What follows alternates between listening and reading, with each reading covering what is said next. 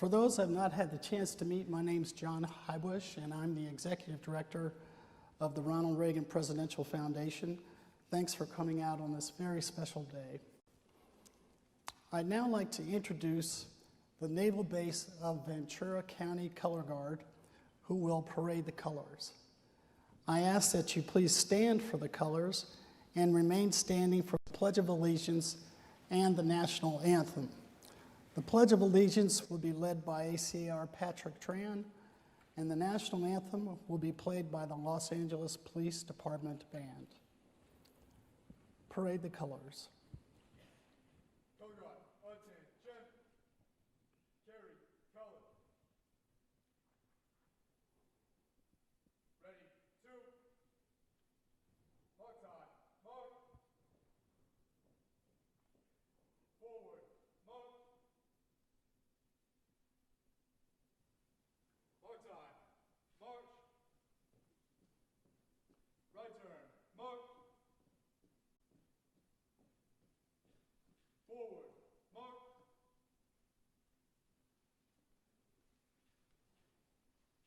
Mark time.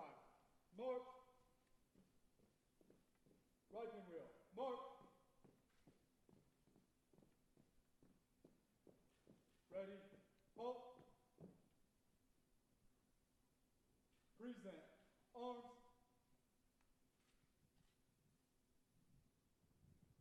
Please place your hands over your hearts. I pledge allegiance to the flag of the United States of America and to the republic for which it stands, one nation, under God, indivisible, with liberty and justice for all.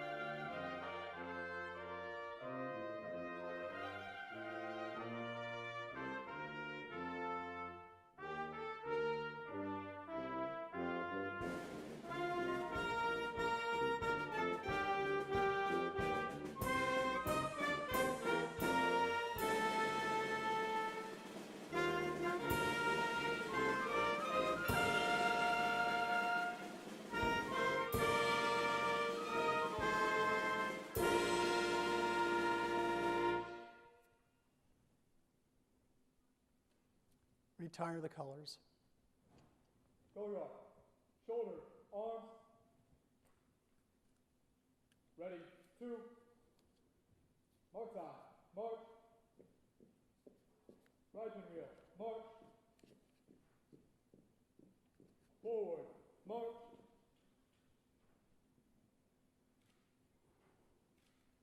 Mark time. Mark.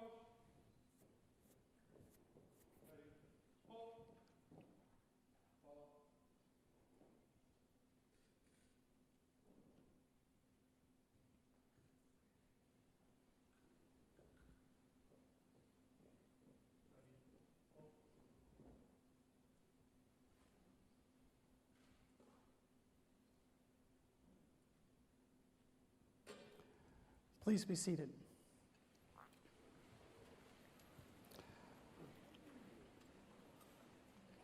Before we go any further today, I'd like to recognize the attendance of members of Carl Karcher's family that we have with us today. They are here. There we are. It's great to have you.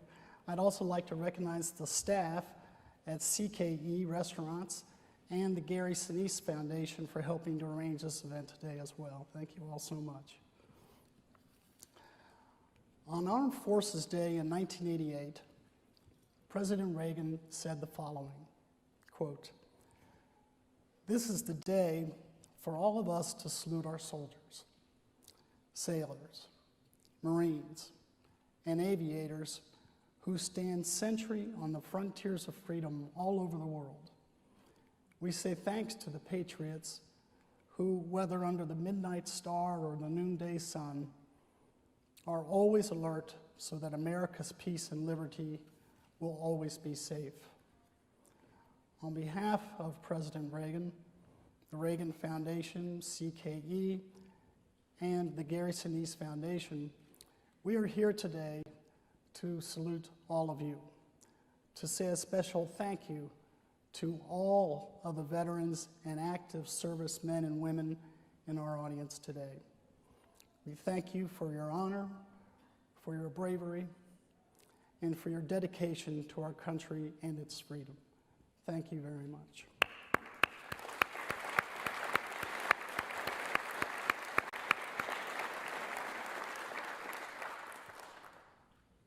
For the men and women who are currently fighting, who are missing, or who have perished, may I please ask for a moment of silence.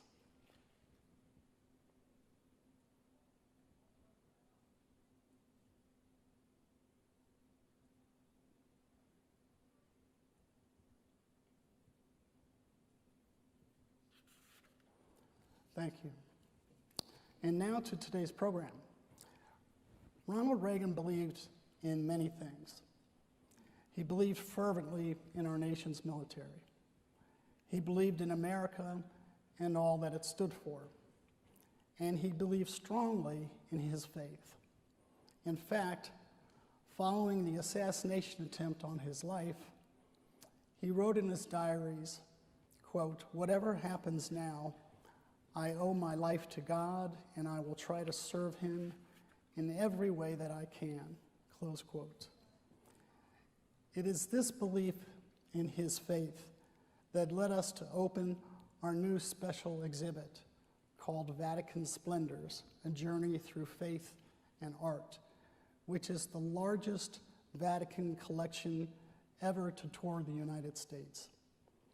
Vatican Splendors includes an extraordinary collection of historical and religious objects, some of which date back to the 1st century, as well as works of art by Michelangelo, Bernini, Guercino, and others.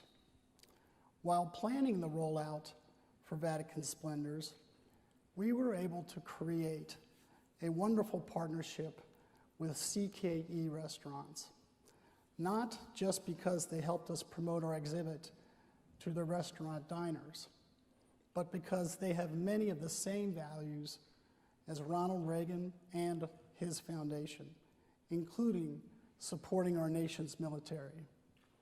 We knew right away that we wanted to join together to host all of you and thank you for what you provide this country, our freedom.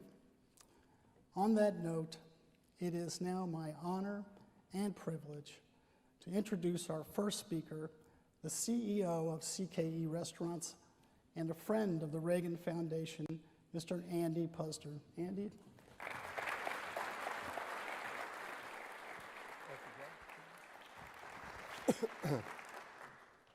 Morning, everybody. Thank you, John, for that kind introduction. As John mentioned, I'm Andy Puzder, the CEO of CKE Restaurants, which you'll know as Carl's Jr. here out west or Hardee's back east. In case anybody missed it, the Star Diner was serving breakfast this morning. Everybody got food, I assume? Okay, that's good. That's good. We're here today to enjoy a rare Vatican exhibit, which we're co-sponsoring to showcase the importance of the Catholic Church in Ronald Reagan's life at a critical moment in our history, and to briefly talk about our Stars for Heroes annual campaign, which raises money to support men and women in uniform. In a press release issued last year about the Vatican exhibit, former First Lady Nancy Reagan said that President Reagan, quote, established a unique and very special friendship with St. John Paul II. Remarkably, they shared similar personal backgrounds, and together they worked very hard, mostly in secret, to free the people of Poland and other captive nations from communist rule. My husband would have been honored to know that his presidential library will be sharing this remarkable Vatican exhibit with the American people. Now, while we know that faith clearly guided President Reagan at a challenging time in our world history, we also know that he understood and appreciated the role our troops play in keeping the world safe. And as I look out into the audience, I'm honored to be joined by men and women in uniform. Some of our franchisees, and by the way, Carl and Margaret's son and daughter are both here. Carl Karcher and Margaret Karcher, named after their parents, of course, and Carl's lovely wife, Paula, and one of Margaret's daughters. Is that Billy? Yeah, hi, Billy. I haven't seen her since she was 14. She grew up. Jennifer Dowling, Dan Jurgovich. We've got great franchisees here today. Gary, Sinise Foundation Ambassador Joe Mantegna, who we were just sharing our baseball stories in back, being very disappointed Cubs and Indians fans, although this year the Cubs and Indians happen to be in first place. Not that I'm mentioning that at this speech, but they do happen to. And by the way, it is June, so we know that it's not September. And others who understand that America will always remain the land of the free and the home of the brave, as long as we stand by the values that have made us unique, and as long as we have a military that is always at the ready, and a commander-in-chief willing to lead, as President Reagan did when history called. The Vatican exhibit happens to coincide with our annual Stars for Heroes campaign, which has raised more than $5 million since 2011, and which harnesses the compassion and generosity of Carl's Jr. and Hardee's customers, franchisees, and employees to support our nation's heroes, including active duty military, veterans, and their families. This year, we're looking to raise $1.7 million by June 19th. So please tell your family and friends to visit our restaurants and help us achieve this goal. The Gary Sinise Foundation is now one of our national beneficiaries, and you'll shortly hear from Joe about how our support is helping the foundation further the important work they're doing to support our men and women in uniform and their loved ones. When asked to co-sponsor this exhibit, we were honored to support two things we greatly value. First, President Reagan's legacy, and second, our military. Our support for this wonderful library is long-lasting. Our founder, Carl Karcher, was proud to be a friend of Ronald Reagan's and a friend of St. John Paul II, as well as a member of the Knights of Malta, which is the highest secular order in the Catholic Church. In fact, our company donated the large piece of the Berlin Wall that sits outside this museum with the butterfly on it. There's a great picture of Ronald Reagan, your dad, Carl Karcher, and next to him, Mikhail Gorbachev, which I have at my house, and I know Carl was very proud of. By working together to end a political system that impoverished the human spirit, deprived individuals of the ability to make economic progress, and threatened global peace, President Reagan and St. John Paul ensured that the Berlin Wall would eventually crumble and give way to freedom and liberty for people who'd only known the heavy burden of an oppressive government. President Reagan once said, "Evil is powerless if the good are unafraid." Think about that. Evil is powerless if the good are unafraid. His words ring true today. We must stand up to our enemies, or we will jeopardize the very future of our nation, and the enemies of truth and justice will trample the very freedoms and liberties we enjoy today. Thankfully, turning our backs on difficult situations is not in our nation's character. The United States of America has an important role to play in world matters, and as President Reagan well knew, must be guided by a moral compass that puts human dignity and worth above all else. We must remember that faith, religious institutions that preach a message of love, and the military represent a part of the armor that will keep us and our allies safe, thereby ensuring peace and political stability.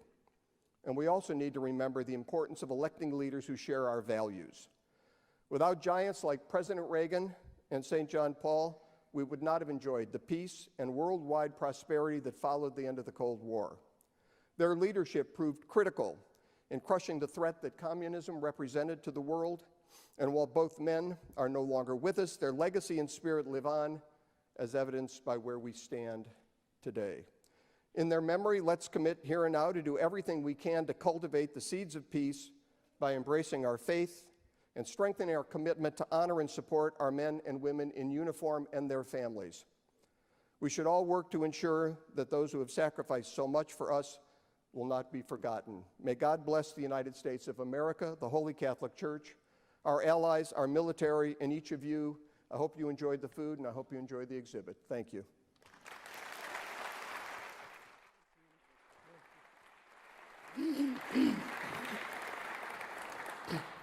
Thanks so much, Andy. In addition to the Reagan Foundation's partnership with CKE Restaurants, we are beyond fortunate to also consider the wonderful people at the Gary Sinise Foundation, our partners and our friends. The work at the Gary Sinise Foundation to honor and assist our nation's defenders, veterans, first responders, and their families is second to none. I know without a doubt that President Reagan would be proud of everything that they do. Our next speaker is an ambassador for the Gary Sinise Foundation, a position he has held since 2011. But you may know him from his extensive work in television and film, including his work on Criminal Minds for over a decade. Ladies and gentlemen, would you please join me in welcoming Mr. Joe Mantegna.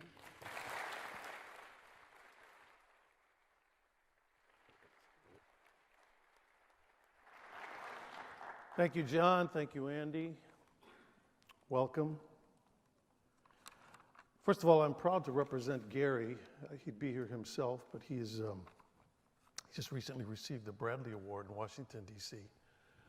And I have to say this, I grew up in the Bob Hope era, as some of you have here, and we all know what a patriot he was and the work he did for our military, on behalf of our military in this country. And all I can say is that there is no one in the entertainment industry that I can think of, that I know exists, that does more for our military, devotes more of his time, energy, support than Gary Sinise, which is why I'm so proud to be an ambassador for his foundation. Things that they do include a thing called Soaring for Valor, where they take veterans from all over the country and they fly them to different events. We're talking sometimes men in their 90s. We're losing World War II veterans, as you know, every day. And this is one incredible event they do. Another thing, Invincible Spirit Festivals, which, again, creates an atmosphere for veterans and their families to participate in things that they would never have a chance to do otherwise. And then something that I had special contact with his wing of his foundation called RISE, where they supply homes, literally build homes for our disabled veterans. And I've been to a few of these homes, and especially someone like myself who didn't grow up in a house. I lived in apartments all my life due to the fact that my father was disabled. To me, a home had such significance. To me, it was, to this day, I equate a house with everything, with having made it in life. That this is, I don't understand stocks and bonds and all that other kind of stuff, but a thing made out of brick and wood and whatever, to me that constitutes something of real importance. And the fact that Gary and this foundation provides these homes for these men and women is such an incredible thing. And to see what they have done and how they do it is, well, it's why it's such a privilege for me to represent that foundation. But now, having said that, as I thought about what I basically wanted to say to you all in coming here today, driving up here, I realized what a beautiful vista it is. And I walked around the grounds a bit. And it gives you one of those moments where you start to say to yourself, boy, I'm pretty lucky to live in a country like this. How lucky am I? Because if you're going to base it on odds, if you're going to talk about the population of this planet, the odds are we probably, everyone in this room should have been born maybe either in China or India, and we should be, out in a rice field doing something, or maybe even begging on the street or something. But due to the luck of the draw, we are members of a very small percentage of the population who happen to be living in this country and happen to be right now in this state, in this city, in this building, and doing, you know, relatively fairly well compared to everybody else on this planet. And I thought to myself, yeah, how lucky we are to have that privilege. But then I thought to myself, luck only goes so far. Because it's not just luck that things like that happen. And all you have to do is turn on the news or read a newspaper or flip on your computer and understand what's going on in the rest of this world. And you see what evil is going on daily on the rest of this planet. And then you start to say to yourself, well, then how much of it is luck and how much of it is hard work, labor, sacrifice? And then I think when in terms of the military,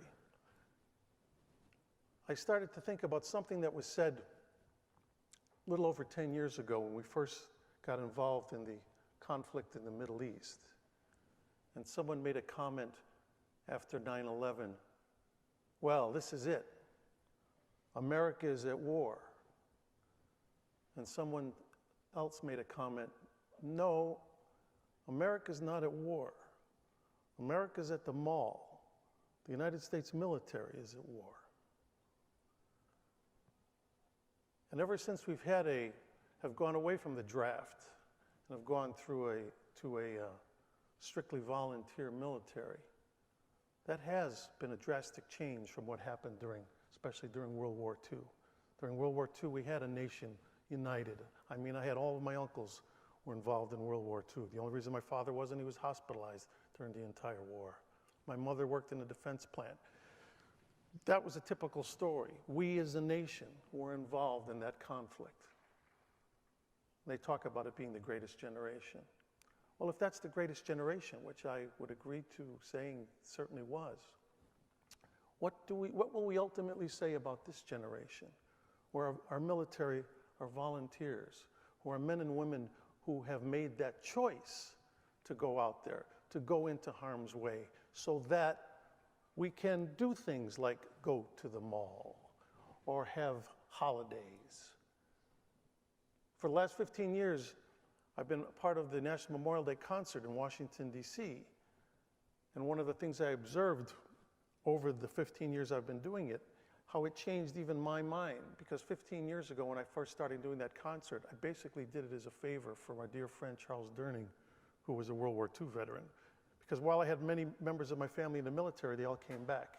And so for me, Memorial Day was one of those days to watch the Indianapolis 500 and have a barbecue and think, oh, it's also a day that people who've lost loved ones in the military celebrate this holiday. But over the course of the 15 years I've been doing that concert, I certainly came to the realization Memorial Day isn't just any holiday. Memorial Day is the most important holiday we celebrate in this country because it is the holiday that allows us to have all the other holidays. Without Memorial Day, there is no 4th of July, there is no President's Day, there is no Easter, there is no Christmas, there is no United States of America. Freedom isn't free. It's a saying that gets thrown about and bandied about, but the truth of it is what it is. It is the truth. So to be in a place like this, and to be able to say, as I said, to come up and appreciate this beautiful spring day in California and live the life, the blessed life that I've had, and to look at the people in this room and know the stories you must have and the lives you live and the families you have. It's just fitting to be in a place like this and to take a moment to understand that, yes, in the face of evil, in the face of conflict, as the quote, I don't want to misquote it, but there's a beautiful quote right there where the president and Nancy Reagan are buried that basically sums it up and says that, you know, in the end, people are good. Men and women, they inherently are good. But at times we have to combat evil. And in the case of this country, we are that beacon of light. We are that example to the rest of the world. And it is due to the sacrifices made by our United States military that we are able to do that. And that's why they deserve our support now and forever. And I'm proud to represent you by being a member of this foundation. And I wish you well on the rest of your, whatever paths you take in your life. Thank you very much.